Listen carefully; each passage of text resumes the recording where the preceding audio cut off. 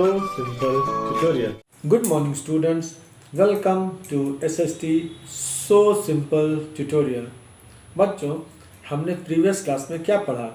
हम लोगों ने अफ्रीका के कुछ पेस्टोरलिस्ट्स के नाम जाने और मसाई पेस्टोरल कम्युनिटी के बारे में थोड़ा सा पढ़ा। हमने पढ़ा कि कैसे उनके बेस्ट ग्रेजिंग लैंड्स को वाइड सेटलमेंट के लिए रखकर उन्हें एक छोटे से एरिया में सीमित कर दिया गया।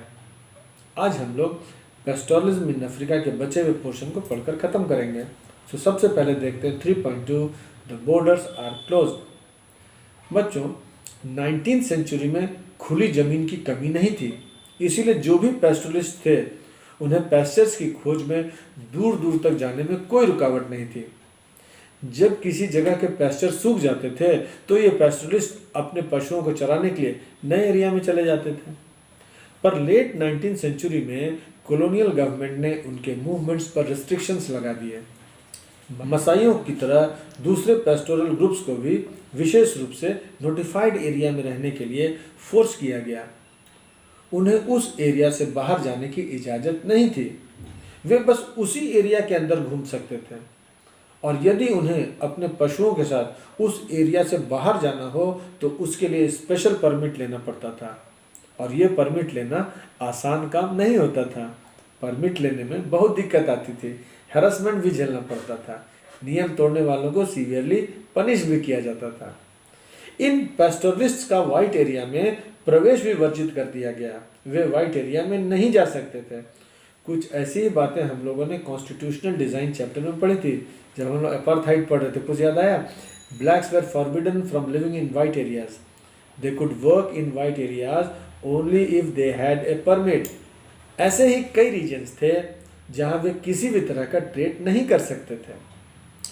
दरअसल वाइट सेटलर्स और यूरोपियन कॉलोनिस्ट्स उन्हें डेंजरस और सैवेज समझते थे। सैवेज का मतलब जंगली, असभ्य। इसीलिए वे चाहते भी थे कि इनसे कम ही वास्ता पड़े, पर ऐसा संभव नहीं था क्योंकि इनके बिना उनका काम चल ही नहीं सकता था। आखिर उनके लिए माइंस कौन खोदता, रोड्स कौन बनाता? इन कामों के लिए तो उन लोगों को ब्लैक लेबर पर ही डिपेंड होना पड़ता था। तो इस तरह जो ये नए टेरिटोरियल बाउंड्रीज बनाकर इनके मूवमेंट्स को रोका गया, इससे इन पेस्टोरलिस्ट का जीवन एकदम से बदल गया। वे उस छोटे से इलाके में खुद को कैद सा महसूस करने लगे। इससे उनके पेस्टोरल एक्टिविटीज़ पर भी असर पड़ा और ट्रेडिंग एक्टिविटीज़ पर भी। हालांकि ट्रेडिंग एक्टिविटीज़ पूरी तरह से तो रुकी नहीं है। बच्चों, ड्रॉट जब भी आते हैं तो लोगों का जीवन प्रभावित हो जाता है ना? और पेस्टोरलिस्ट का सोचिए, बारिश ना होने से जब पास्चर सूख जाते हैं और ऐसे में जहाँ चारा अवेलेबल हो वहाँ कैटल को यदि नहीं ले जाया गया तो क्या होगा? कैटल तो भूख से मरने लगेंगे ना। यही वजह है कि पेस्टोरलिस्ट ट्रेडिशनली नोमैडिक होते हैं। यही नोमैडिज्म उन्हें बुरे समय में काम आती है और इस संकट से बचाती है। पर कॉलोनियल पीरियड में क्या हुआ? उन लोगों को एक खास एरिया में कन्फाइन कर दिया गया और पास्चर्स की खोज में कहीं बाहर जाने पर भी रोक लगा दी गई। उन्हें तो उनके बेस्ट ग्रेजिंग लैंड से अलग कर एक सेमी एरिड एरिया में रहने को मजबूर कर दिया गया था, जहां बार बार सूखा पड़ने का अंदेशा हमेशा बना रहता था। इसीलिए जब सूखा पड़ता था तो वे बड़ी संख्या में उनके कैटल मर जाते थे, क्योंकि वे अपने कैटल को उन जगहों पर नहीं ले जा सकते थे जहां पास्चर्स अवेलेबल हुआ करते थे। आपके टेक्स्ट बुक में दिए गए एक स्टैट से पता चलता है कि 1930 में कीनिया के मसाई के पास 7,20,000 कैटल, 8,20,000 शीप और 1,71,000 डंकी हुआ करते थे। पर 1933 और 1934 में पड़े सूखे के 2 सालों में मसाई रिजर्व के आधे से ज़्यादा जानवर मर गए। मतलब हम कह सकते हैं कि ग्रेजिंग लैंड के कम हो जाने से सूखे का एडवर्स इफेक्ट और अधिक बढ़ गया। बार बार सूखा पड़ने के कारण उनके एनिमल स्टॉक तेज़ी से घटने लगे।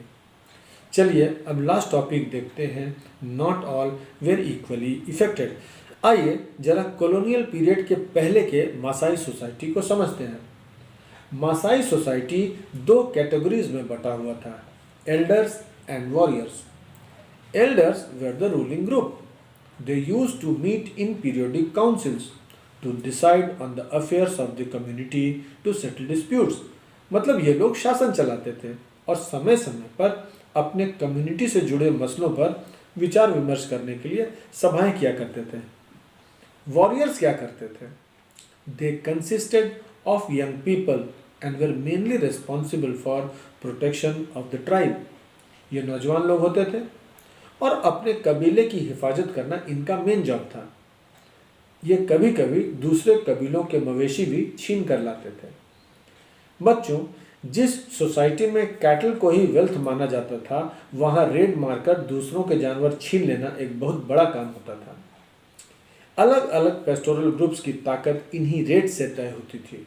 यंग मैन को तभी वॉरियर क्लास का हिस्सा माना जाता था जब वे दूसरे ग्रुप की कैटल छीन कर लाते थे और युद्ध में बहादुरी दिखाकर अपनी मर्दानगी प्रूव करते थे।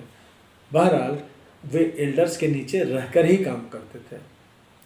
आप अपने बुक में फिगर 16 देखिए, ये वॉरियर्स हैं। इन लोगों ने जो लाल रंग के कपड़े पहने हैं ना, इसे शूका कहा जाता है। ये मासाई लोगों का खास ट्रेडिशनल आउटफिट है। इनके गले में जो आभूषण है वो देखिए, ब्राइटली बीडेड ज्वेलरी, और हाथ में क्या है, 5 फुट स्टील टिप्ड स्पीयर, मतलब भाला। आइए फिगर 16 देखते हैं। इसमें शूका अच्छे से नजर आ रहा है। आज भी वॉरियर बनने के लिए इन्हें अच्छे खासे रिचुअल से गुजरना पड़ता है, हालांकि इसका चलन कम हो गया है। अब जब कॉलोनियल रूल शुरू हुआ तो क्या हुआ?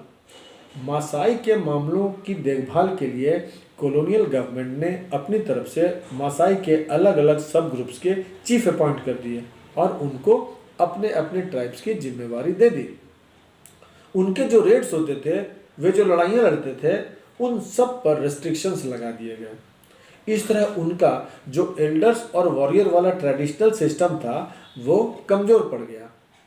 कॉलोनियल गवर्नमेंट ने जो चीफ अपॉइंट किए थे, उनके तो दिन सुधर गए, उन्होंने खूब पैसे कमाए, उनका इनकम रेगुलर था, जिससे वो एनिमल्स, गुड्स, लैंड कुछ भी खरीद सकते थे। वे अपने गरीब पड़ोसियों को लगान चुकाने के लिए कर्ज देने लगे। उनमें से ज़्यादातर बाद में शहरों में जाकर बस गए और ट्रेड करने लगे, पर उनका परिवार, उनके वाइफ्स, चिल्ड्रन गांव पे ही रहकर जानवरों की देखभाल करते थे। तो इस तरह इन चीफ्स को पेस्टोरल और नॉन पेस्टोरल दोनों तरह की आमदनी होती थी। ये तो हुई उन चीफ्स की बात जिन्हें गवर्नमेंट ने अपॉइंट किया था। उन पुअर पेस्टोरलिस्ट का क्या हुआ जो अपने जानवरों के साथ ज़िंदगी बसर करते थे? उनकी स्थिति अच्छी नहीं थी। उनके पास बुरे वक्त का सामना करने के लिए कोई रिसोर्स नहीं होते थे। वार के समय या फेमिन के समय उनके पास कुछ नहीं बचता था, सब खत्म हो जाता था। तब ये काम की तलाश में टाउन्स का रुख करते थे। कोई कच्चे कोयले जलाने का काम, चारकोल बर्निंग करता था, तो कोई और कुछ। लक अच्छा हो तो रोड या बिल्डिंग कंस्ट्रक्शन का काम मिल जाता था। तो इस तरह हम क्या पाते हैं कि मासाई सोसाइटी में दो तरह के चेंजेस आए। पहला ये कि जो ट्रेडिशनल डिफरेंसेस एज को लेकर एल्डर्स और वॉरियर्स के बीच हुआ करता था, वो बुरी तरह अस्त व्यस्त हो गया। और दूसरा ये कि अमीर और गरीब पेस्टोरलिस्ट के बीच नया भेदभाव पैदा हुआ। तो हमने इस लेसन में क्या पढ़ा? हमने ये जाना कि मॉडर्न वर्ल्ड में आए चेंजेस ने दुनिया के पेस्टोरल कम्युनिटीज़ पर किस तरह असर डाला। न्यू लॉज और न्यू बॉर्डर्स ने उनके मूवमेंट के पैटर्न को ही बदल दिया। जैसे जैसे पास्चर्स की ज़मीन घटती गई, ग्रेजिंग एक समस्या बन गई। जो पास्चर्स बचे थे, ओवर ग्रेजिंग से वे भी डिटेरियोरेट करने लगे। ड्रॉट के समय समस्या और गंभीर हो जाती थी, पशु मरने लगते थे। फिर भी पेस्टोरलिस्ट ने समय के साथ खुद को ढाला। तो इसके साथ ही बच्चों, ये चैप्टर खत्म होता है। Time for probable questions now. 1. In which two social categories was the Maasai society divided in pre-colonial times? In what way did their roles change because of the colonial practices? 2. Why were the chiefs appointed by the British not affected by war or drought in Maasai land? अब आप अपने text book को अच्छे से पढ़िए और इन questions को तैयार कर लें। In the next class, we will meet with a new lesson. Till then, keep reading and have a nice time. Thank you.